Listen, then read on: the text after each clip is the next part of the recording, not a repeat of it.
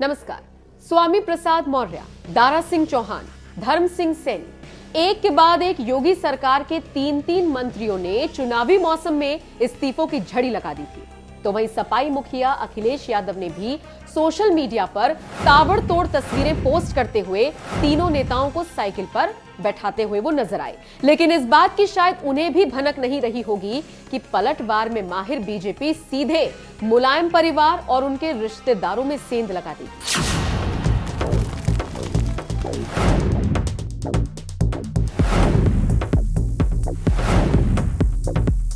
चुनाव करीब आते ही कैबिनेट मंत्री स्वामी प्रसाद मौर्य ने जैसे ही बीजेपी का साथ छोड़ा, अखिलेश यादव ने तुरंत ट्वीट कर लिख दिया, सामाजिक न्याय और समता समानता की लड़ाई लड़ने वाले लोकप्रिय नेता स्वामी प्रसाद मौर्य जी और उनके साथ आने वाले अन्य सभी नेताओं, कार्यकर्ताओं और समर्थकों का सपा में ससम्मान हार्दिक स्वागत और अभिनंदन।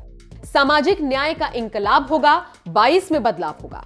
कुछ इसी तरह से योगी सरकार में मंत्री दारा सिंह चौहान के इस्तीफे के बाद भी अखिलेश यादव ने एक तस्वीर पोस्ट करते हुए लिखा, सामाजिक न्याय के संघर्ष के अनवरत सेनानी दारा सिंह चौहान जी का सपा में ससम्मान हार्दिक स्वागत और अभिनंदन। सपा व उसके सहयोगी दल एकजुट होकर समता समानता के आंदोलन को चरम पर लेकर जाएंगे, भेदभाव मिटाएंगे। ये हमारा समेकित संकल्प है, सबको सम्मान, सबको स्थान।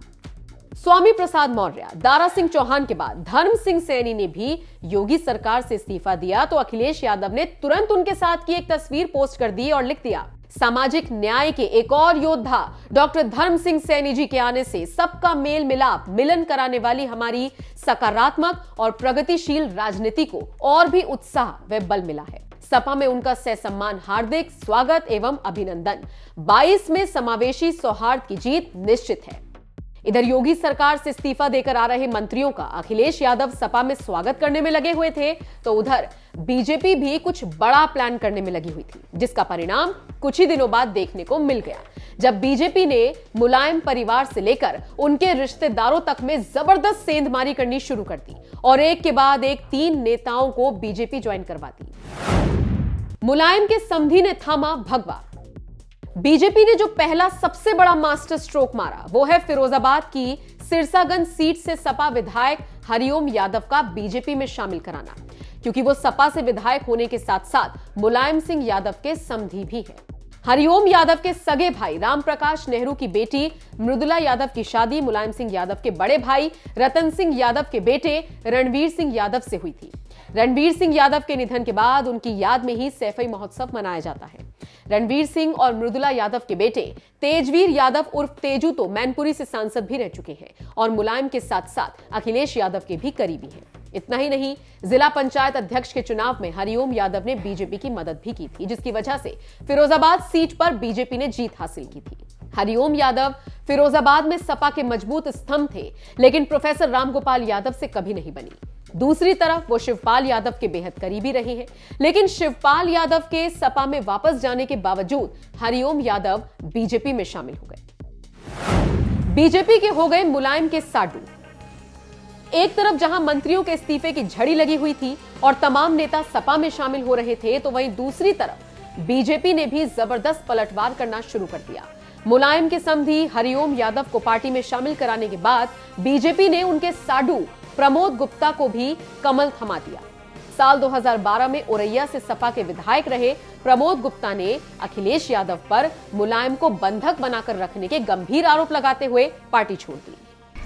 सच्चाई ये है कि हमारे नेता माननीय मुलायम सिंह जी और शिवपाल जी को अखिलेश जी ने बहुत प्रताड़ित किया।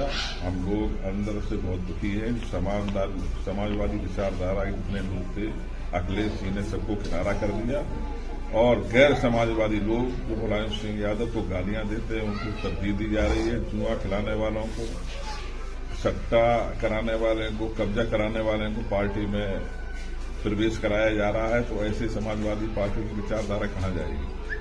सर, काफी लंबा समय आपने समाजवादी पार्टी में गुजारा है, उसके बाद काफी आप मुलायम सिंह जी करीबी हैं, शिवपाल जी के करीबी हैं, उसके बाद क्या आपने नेताजी से बात की थी?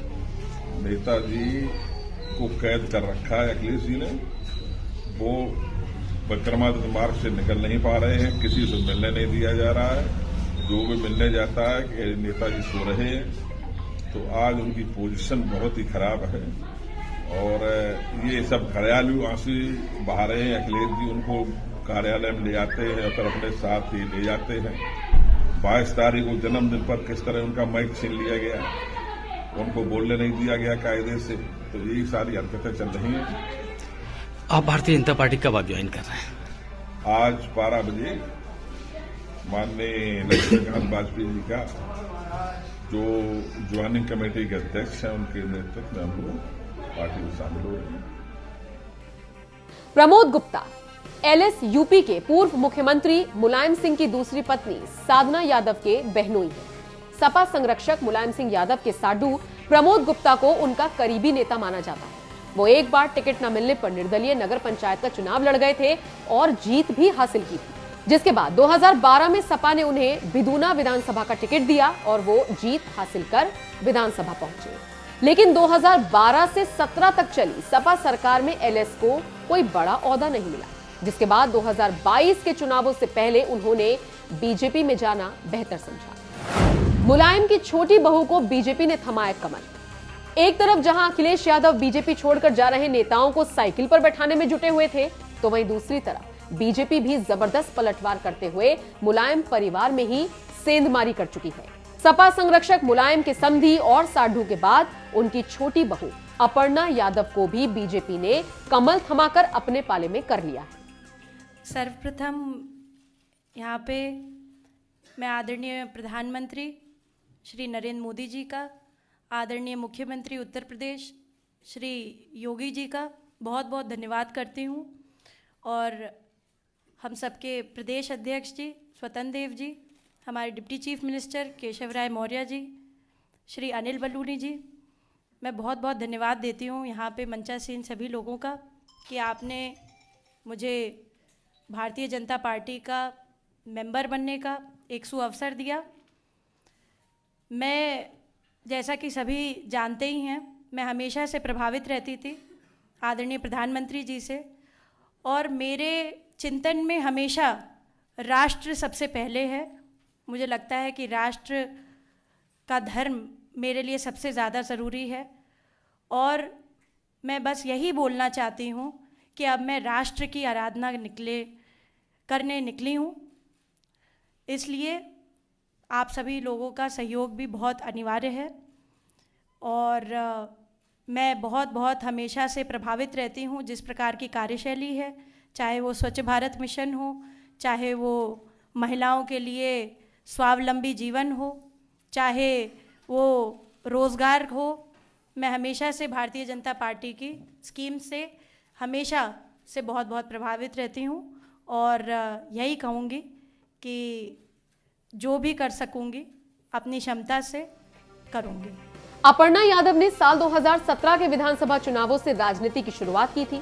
उन्हें सपा ने लखनऊ कैंट सीट से उम्मीदवार बनाया था, लेकिन वो बीजेपी उम्मीदवार रीता बहुगुणा जोशी से चुनाव हार गई थी। और अब जब विधानसभा चुनाव होने जा रहे हैं, तो इस बीच खबर आई कि सपा मुखिया अखिलेश यादव ने परिवार में किसी को भी चुनावी मैदान में नहीं उतारने का फैसला किया है, जिसके बाद अपर्णा यादव को लखनऊ कैंट से टिकट मिलने की उम्मीद ना के बराबर थी, और उन्होंने समाजवादी पार्टी छोड़कर बीजेपी का दामन थाम लिया, जिसे मुलायम परिवार के साथ साथ सपा के लिए भी बहुत बड़ा झटका माना जा रहा है। खुद सपा मुखिया अखिलेश यादव ने अपर्णा यादव के बीजेपी में शामिल होने पर एक प्रेस कॉन्फ्रेंस में क्या कुछ कहा, आइए आपको सुनवाते हैं। सबसे पहले तो मैं बधाई दूंगा और शुभकामनाएं, और साथ ही साथ हमें खुशी इस बात की है कि समाजवादी विचारधारा का विस्तार हो रहा है। समाजवादी विचारधारा का विस्तार जो हो रहा है, मुझे उम्मीद है कि हमारी विचारधारा वहां भी पहुंच करके और संविधान और लोकतंत्र को बचाने का काम होगा। आपको लगता है नेताजी का आशीर्वाद होगा इस कदम के पीछे? नेताजी ने बहुत कोशिश की समझाने की, नेताजी ने बहुत कोशिश की समझाने की। इससे जुड़ा आखिरी सवाल, क्या टिकट आप नहीं दे रहे थे इसलिए ऐसा कदम उन्होंने उठाया? टिकट अभी पूरे नहीं बटे हैं, और टिकट किसको मिलना है किसको नहीं मिलेगा ये क्षेत्र और जनता पर निर्भर करता है, और हमारी इंटरनल सर्वे रिपोर्ट पे भी निर्भर करता है। लक्ष्मीकांत वाजपेयी बयान दे रहे हैं कि शिवपाल चाचा भी उनके टच में है। और वो भी बता दें कि वो भी किसी के टच में है। ये देखिए, मैंने अगर रोका ना होता, अभी परसों ही मैंने रोका, क्योंकि हम देखिए, एक बात तो साफ है कि समाजवादी पार्टी ने जिनको लिया है और जिनको साथ लेकर के आए हैं, उनका जनाधार है और व्यापक जनाधार है।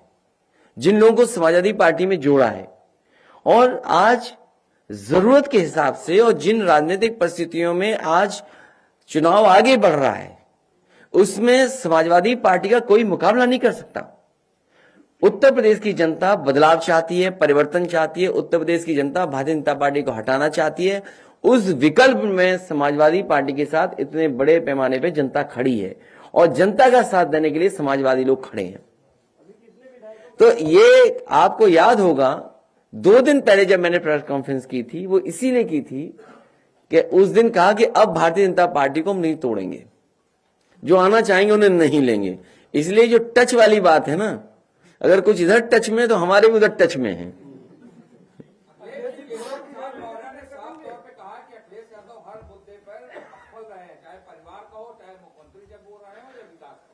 उनका एक प्रिय काम था जानवर की स्वस्थ रखना। एक जमाने में उनका बहुत प्रिय काम था ये। पूरे उत्तर प्रदेश के जानवर आज भूखे हैं, खासकर गाय मां। आप में से पत्रकार साथी किसी गांव चले जाइए, आप गाय मां भूखी हैं, और जो गाय मां को भूखा रखता है उससे पाप पड़ेगा। इस बार भारतीय जनता पार्टी पे गाय मां का पाप पड़ने जा रहा है। अखिलेश जी, गोरखपुर में कोई बड़ा नाम है, वो कब पार्टी में शामिल होगा? अभी टच वाली बात चल रही है। कौन किसके टच में है?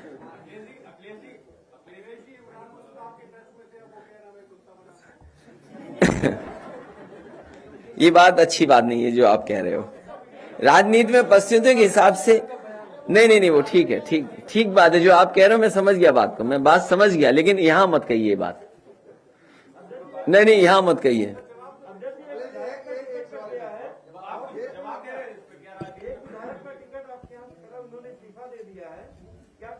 कौन विधायक? नहीं, वो तो अगर आप शुरुआत देखें, अगर आप शुरुआती दौर देखें, भारतीय जनता पार्टी पहले से ही लेती रही। बुक्खल नवाब को ले लिया, एक लखनऊ शहर के बिल्डर को नक्शे पे डरा करके ले लिया। क्या आप नहीं जानते इन बातों को? नहीं, पेमेंट के लिए बच नहीं गए, पेमेंट के लिए। वहां कहां बुक्कल नवाब जेल जा रहे थे बताइए? उसके बाद वो लड्डू खा रहे थे, सिमैया खिलवा रहे थे सबको। तो ये पता नहीं कि बुक्कल नवाब कब वापस आ जाए।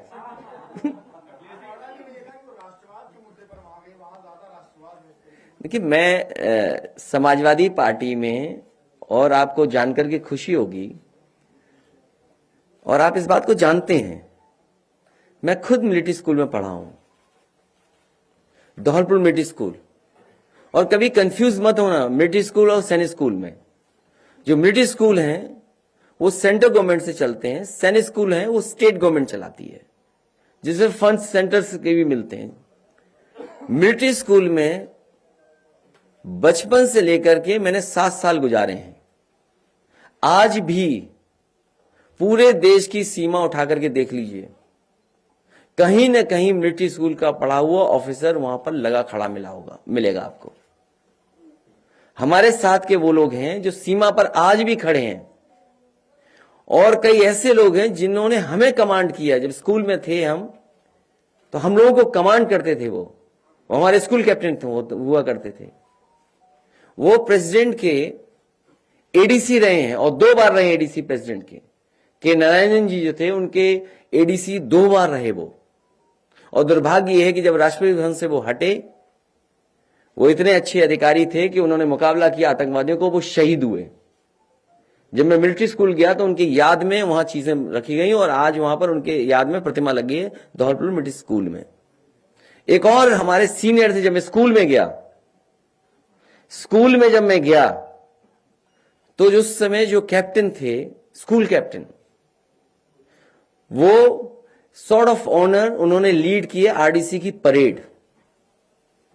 आज दुनिया के अमेरिका में बहुत बड़ी कंपनी में काम कर रहे हैं, वो हमारे क्षेत्र के थे, कन्नौज के रहने वाले थे, एडीसी टू प्रेसिडेंट रहे, उन्होंने सॉर्ड ऑफ ऑनर मिला उन्होंने आरडीसी की परेड को लीड किया और एडीसी रहे राष्ट्रपति के, आज अमेरिका के बहुत बड़ी कंपनी में काम कर रहे हैं और कन्नौज के थे। मैं तमाम एग्जांपल बता सकता हूं।